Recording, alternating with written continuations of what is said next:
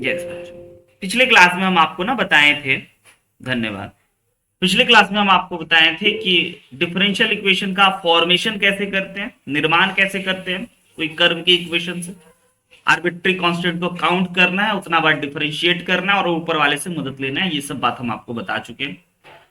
और बच्चों, order degree पहचानना बता चुके हैं कि किसी भी डिफरेंशियल इक्वेशन का आप देख करके उसका ऑर्डर जान पाओ, उसका डिग्री जान पाओ और ये भी जान पाओ कि कौन डिफरेंशियल इक्वेशन है और कौन डिफरेंशियल इक्वेशन नहीं है। अब दूसरा पॉइंट है बच्चों, सबसे इंपॉर्टेंट पॉइंट, कि sir how to solve any differential equation.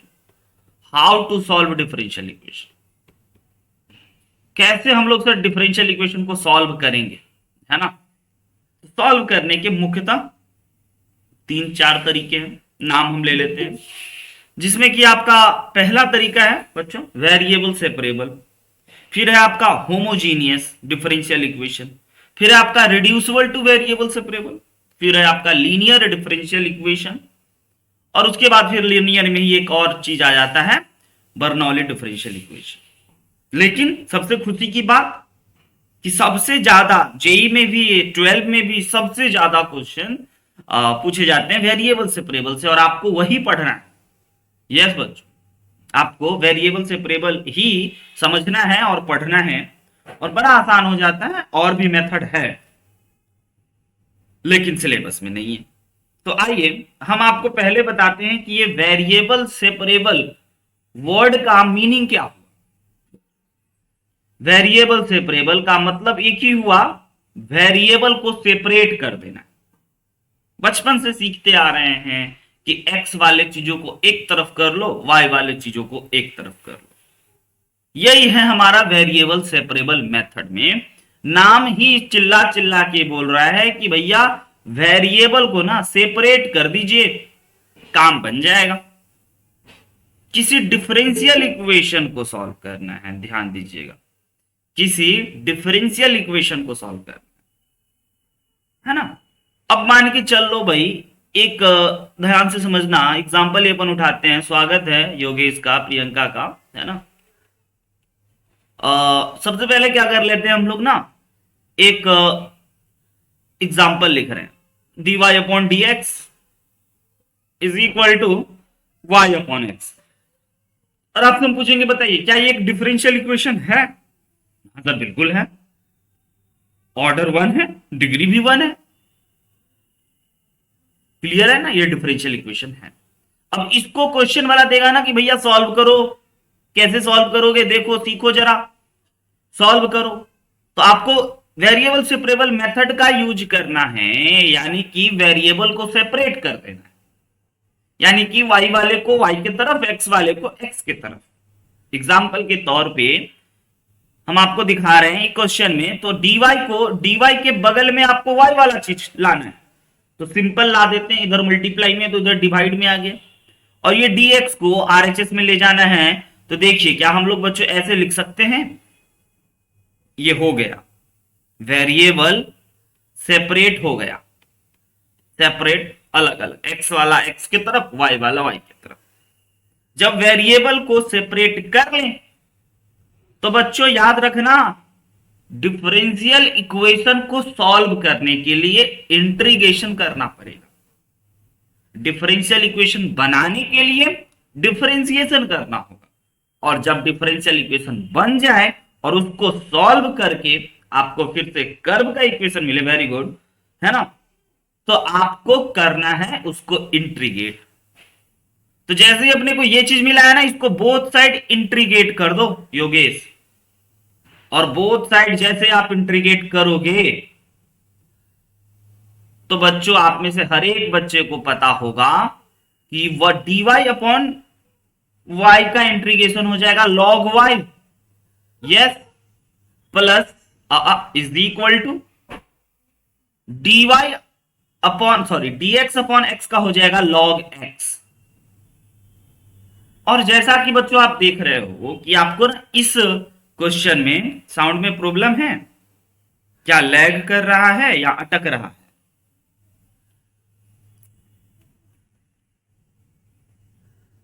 Hello hello, ठीक है यहां तो। अच्छा, थोड़ा सा अटक सकता होगा, स्लो बोलते हैं, धीरे धीरे। आइए, तो जैसे ही आपको इंटीग्रेशन करते हैं तो आपको एक इंटीग्रल कांस्टेंट भी लिखना होता है, बचपन से जान रहे हैं। तो 1/y का log y हो गया, 1/x का log x हो गया। अब इंटीग्रल कांस्टेंट c लेना है, लेकिन एक इंपॉर्टेंट फिर नोट हम आपको लिखा देंगे कि जब कभी भी आपको क्वेश्चन में बार बार लॉग आए, जब किसी क्वेश्चन में बार बार साइन इनवर्स आए, टेन इनवर्स आए, है ना, तो उस समय आपको जो इंटीग्रल कांस्टेंट है वो आपको सी नहीं लेना चाहिए, उस समय आपको लॉग सी लेना चाहिए। ऑलराइट, उस समय क्या नहीं करना चाहिए, सी एज्यूम नहीं करना चाहिए, सिंपल आपको एज्यूम करना चाहिए क्या चीज, लॉग सी। अब इसका क्या फायदा सर, देखिए इंटीग्रेट तो हो चुका है बच्चों, इसका क्या फायदा, तो इसका एक फायदा कि लॉग अपना प्रॉपर्टीज लगवाएगा, ये log y is equal to log x into C हो गया, और log से log कट गया तो y is equal to x C हो गया। दिस इज योर बच्चों curve, answer, solution of differential equation. C constant है रहेगा, है ना। तो इस प्रकार से आप हमेशा बात याद रखना कि कभी भी हमें सी के जगह पे लॉग बार बार दिखे तो भाई कांस्टेंट भी लॉग सी लेना चाहिए, साइन इनवर्स बार बार दिखे तो कांस्टेंट, साइन इनवर्स भी एक कांस्टेंट है, सी अगर एक कांस्टेंट है तो साइन इनवर्स भी लगा दोगे तो भी एक कांस्टेंट होगा, tan इनवर्स भी एक कांस्टेंट होगा, बहुत सारा, है ना। तो हाउ टू सॉल्व आपने सीखा, मेथड सिंपल है, चिल्ला चिल्ला के कर रहे हैं कि भैया वेरिएबल को सेपरेट कर लो और इंटीग्रेट कर लो। अगर बच्चों आप ना इन बातों को, इन मेथड को बहुत अच्छे से समझ रहे हो, मेरी बातों को सीख रहे हो, तो आइए ना चलते हैं आपके सामने प्रकट करते हैं एक दो क्वेश्चन। ये रहा, जरा इसको सॉल्व करके बताओ कैसे सॉल्व करोगे। वही काम सर, वेरिएबल को सेपरेट कर देते हैं, y वाले टर्म को dy के पास कर देते हैं, x वाले टर्म को dx के पास कर देते हैं, और फिर इंटीग्रेट कर देते हैं। देखिए कैसे करेंगे, तो यहां पे आप देख रहे हो ना dy अपॉन ये 1 प्लस वाई स्क्वायर को अगर आप एलएचएस में लाओगे तो डिवाइड में आएगा, क्योंकि आरएचएस में मल्टीप्लाई में है, डिनोमिनेटर में आएगा, और तो हो गया, सेपरेट हो रहा है, y वाला एक तरफ आ गया। तो इस x वाले को एलएचएस में क्या काम, इसको भी सेपरेट करके आरएचएस में कर देते हैं, और उसके बाद प्यारे बच्चों फिर दोनों को अपन इंटीग्रेट कर देते हैं, सिंपल, और आप इसका इंटीग्रेशन कर लो, आपका काम बन गया। और आप में से हर एक बच्चे को पता होगा 1/1 प्लस वाई स्क्वायर का इंटीग्रेशन होता है tan इनवर्स y, और तो और 1/1 प्लस एक्स स्क्वायर का इंटीग्रेशन होता है tan इनवर्स x, और उसके बाद दोनों इंटीग्रेशन के वजह से एक इंटीग्रल कांस्टेंट c लेना चाहिए। और हम जैसा कि आपको बताएं कि बार बार tan आ रहा है, 2 बार tan इनवर्स आ गया, तो यहां c लेकर के आप गलत नहीं करोगे, लेकिन बहुत अच्छा काम नहीं करोगे। तो यहां पे आपको लेना चाहिए tan इनवर्स c, क्योंकि tan इनवर्स c यहां पे लिख देना, है ना, tan इनवर्स c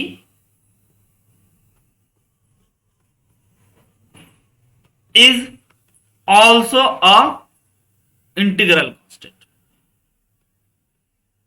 ऑलराइट, एक छोटी सी अहम बात होती है, क्योंकि कैलकुलेशन में आप यही अटकते हो, इंटीग्रेट कर लेते हो, वेरिएबल सेपरेट कर लेते हो, और इसके जगह पे सी लिख करके ना इसको खूबसूरत नहीं बना पाते हो, इतने पे ही छोड़ देते हो, लेकिन इससे और खूबसूरत बनेगा, है ना, इसके आगे और बढ़िया एक प्यारा सा छोटा सा नन्हा सा आंसर लाएंगे।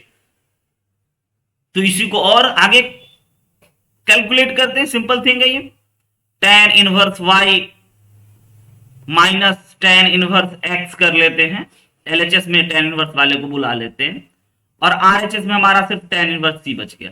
और आप में से अब हर एक बच्चे को पता होगा ये इनवर्स ट्रिग्नोमेट्री का फॉर्मूला कि tan inverse a minus tan inverse b is equal to tan inverse y minus x upon y 1 plus y x is equal to tan inverse c। शायद इसीलिए किए ताकि tan इनवर्स को tan inverse से हटा दें और हमारे पास बच जाएगा y minus x upon 1 plus y x is equal to c and this is your answer. बच्चों यहां तक भी कर दिए तो गलत नहीं है, लेकिन सबसे अच्छा हो जाएगा जब आप ये भी कार्यक्रम दिखा दो। आया कैसे सॉल्व करते हैं सबको समझ में? How to solve differential equation by variable separable method. Variable को सेपरेट बताओ प्रियंका, समझ रहे हो? सुभाष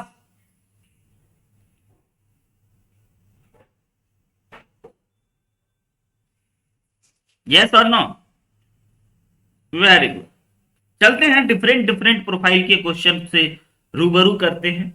आइए जरा ये देखिए, 1 प्लस कॉस एक्स है और बगल में dy है, फिर माइनस है और फिर 1 माइनस कॉस एक्स है और बगल में dx है। बच्चों इसको सॉल्व करना है और use sir method, sir method वही वेरिएबल को सेपरेट करो। पहली कार्यक्रम वेरिएबल सेपरेट मतलब x वाले को एक तरफ y वाले को एक तरफ, है ना। अब कैसे करेंगे सर? सबसे पहले हमें दिखाई दे रहा है कि इस dy वाले टर्म को ना सर LHS में रहने दो और ये माइनस है तो उधर गया तो प्लस में बन गया, RHS में भेज दिए मतलब फेंक दिए, नॉट भेजे, है ना। अब सर x वाले को एक तरफ और इसमें सर x है तो फिर इसका LHS में क्या काम, इसको RHS में फेंकते हैं। 1 minus cos x upon 1 plus cos x और बगल में dx।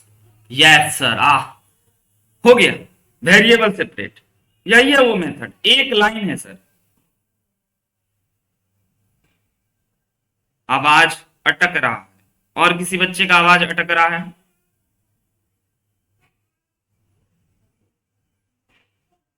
नहीं सर। एक बार फिर से ज्वाइन करके देखिए, सबसे अच्छा है ना। आप लोग इंजीनियर हो भाई, इंजीनियर को तो सबसे अच्छा उपाय है कि जब किसी चीज को ना हो तो रीस्टार्ट कर लीजिए, है ना। फिर से एक बार लीव कीजिए और ज्वाइन कीजिए, सबसे अच्छा मेथड परफेक्ट आने लगे। तो जैसे ही वेरिएबल सेपरेट हो गया प्यारे बच्चों, तब अब हमें बोथ साइड इंटीग्रेट करना होगा। अब मुद्दे की बात कि सर इसको कैसे इंटीग्रेट करोगे? इस LHS वाले का इंटीग्रेशन तो बच्चा कर लेगा, और इसको सर कैसे करोगे? हम बोले अरे वाह क्या कहते हो, इसको कैसे करेंगे? तो सबसे पहले हम इसकी जगह पे आपसे लिखवाएंगे कि बच्चों ये 1 minus cos x upon 1 plus cos x ना एक फॉर्मूला होता है, वह होता है tan स्क्वायर एक्स बाई 2 के बराबर। ओके सर, यानी कि tan स्क्वायर एक्स बाई 2 को इंटीग्रेट। फिर कहोगे जा tan इनवर्स एक्स बाई 2 को कैसे इंटीग्रेट करेंगे? फिर हम आपको याद दिलाएंगे कि देखो देखो देखो जरा याद करो कि tan स्क्वायर है ना, तो tan स्क्वायर को क्लास 10th के आइडेंटिटीज के अकॉर्डिंग वी कैन राइट बच्चों sec square x by 2 minus 1। हाँ जी सर, अब इंटीग्रेट कर सकते हैं। और y वाले का इंटीग्रेशन सिंपल 1 है, कांस्टेंट है, तो इसका इंटीग्रेशन y हो गया। और sec स्क्वायर एक्स बाई 2 का इंटीग्रेशन बच्चों tan x बाई 2, ध्यान देना, अपॉन में 1 बाई 2, क्योंकि 1 बाई 2 से मल्टीप्लाई है कोफिशिएंट में, हाँ ना। 2x से रहता तो 2 करते, 3x से रहता तो अपॉन 3 करते। यहां आज 1 बाई 2 है तो अपॉन 1 बाई 2 कर दिए, और माइनस इस 1 का इंटीग्रेशन हो गया x और प्लस का c। दिस इज योर बच्चों answer, this is your solution of this particular differential equation. समझ रहे हैं? समझ रहे हैं how to solve, how to solve बच्चों। इंपॉर्टेंट थिंग है ये सब, बहुत महत्वपूर्ण बात है कि डिफरेंशियल इक्वेशन को वेरिएबल सेपरेबल मेथड से कैसे सॉल्व। मुद्दा चिल्ला चिल्ला के कह रहे हैं वेरिएबल सेपरेट करो, वेरिएबल सेपरेट करो, वेरिएबल सेपरेट करो और इंटीग्रेट करो, बस और इंटीग्रेशन आपको आ रहा है, और वेरिएबल सेपरेबल की एक नई कार्यक्रम को हम आपके सामने रख दिए। चलिए ना एक और बढ़िया प्रॉब्लम करते हैं। ये देखिए, ये जेई टाइप का है, कोई मतलब नहीं है, है ना। तो कहने का मतलब बच्चों कि इस तरह की कोई भी क्वेश्चन हो और आप उसका वेरिएबल सेपरेट कर पाओ, पहला बात तो वही क्वेश्चन देगा। अब जैसे कि हम आपको दे दिए dy upon dx is equal to like cosec x minus sec x. तो सर दोनों में है ना, cosec x into sec y. तो मुद्दा सिंपल है, वेरिएबल सेपरेट, y वाले को सर y वाले की तरफ, x वाले को x वाले की तरफ करते हैं, काम बन जाएगा। और सबका इंटीग्रेशन हमें पता है ना। जैसे कि ये हमारा हो गया सेक y dy, और ये हो गया सर हमारा कॉसेक y dx। हो गया, वेरिएबल सेपरेट हो गया। यही सीखना है बच्चों इस डिफरेंशियल इक्वेशन में, कि एक स्टेप यहां से यहां तक कैसे लिखें, उसके बाद तो इंटीग्रेशन का कार्यक्रम। तो ये रहा बच्चों वेरिएबल सेपरेबल के बारे में सारी महत्वपूर्ण बातें। किसी बच्चे को कोई डाउट वेरिएबल सेपरेबल में तो बताइए प्लीज, समझने में और एग्जांपल दिखाएं या क्लियर है।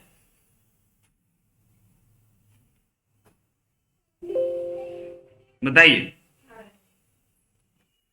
तो अगर आप वेरिएबल सेपरेबल सीख जाओ ना, और उधर फॉर्मेशन और डिग्री सीख जाओ, डिफरेंशियल इक्वेशन खत्म। इतना ही करना, सिंपल सी बात है। आगे बढ़ते हैं अब हम लोग वेक्टर को पढ़ते हैं। अगर कोई डाउट है तो पूछ लीजिए, अभी शर्माना नहीं है, घबराना नहीं है। कोई इसमें बात है तो आप जरूर पूछ लो भाई मेरे से।